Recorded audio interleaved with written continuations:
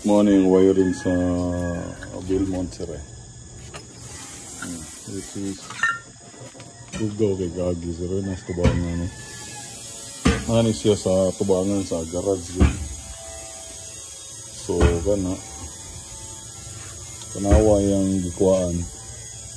Ini siya muna gakuha sa source. Kuha sa source. Kanawa yung gawa sa source. Kani muna ang bunlot pa doon sa taas.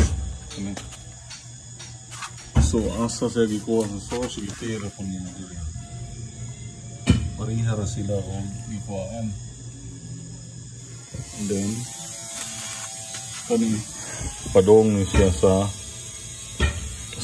padong sa ibabaw sa tangke.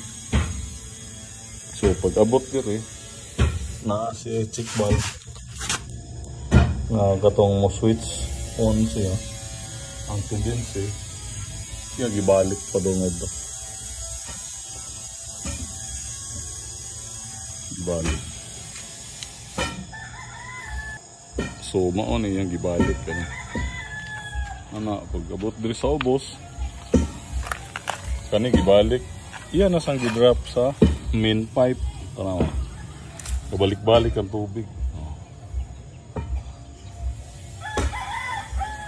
Kuha na sa siya sa source. Inani kahugaw mo ga-install. No? Useless ang pag-install.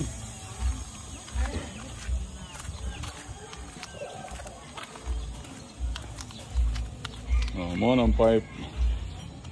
Tanawa dre. Upat ka buok. Liman ka kahugaw. Ano? Kilid na sa kan si Merlin. Nga unit kanina. Tanawa. Kahugaw na nasa gawas oh. Kani wiring kani mo ni ang katong gikan sa tangke pabalik na niyong ta.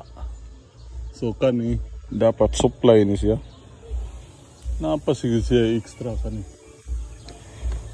Ako na ipakita ni mo pa dong soda on sa resulta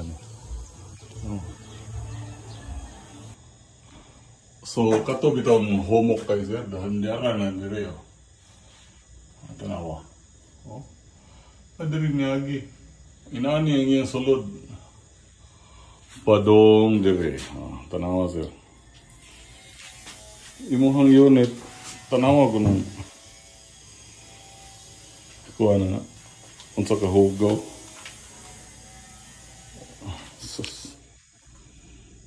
dapat dili unta ni siya makita. Adto ni agi sa ihang original pipe. Murag wala naman nag-iyan. Ihang original pipe. Nagbuhat na sila gilaha. Muna yung nigawas diri. Padong sa washing. Padong, instead of gripo unta ni siya sa una, gihihimo siyang inlet. Gihimo siyang inlet. Padong sa CR. Mura gibali na hinuon ang ilang connection. Wala diri sa CR. Naman ni ito galingong mga supply sa una. Nagsulod ni mo diri sa iyang inanak kahugaw na siya ang trabaho. Nara ni mo gimuhang pa kuha nila kung magbayad naman lang gani kanila kani gipampalit man ni kanino useless man ni dapat walay mag-install ka na dapat walay makita hugaw na tayo pa valve dito sa taas ay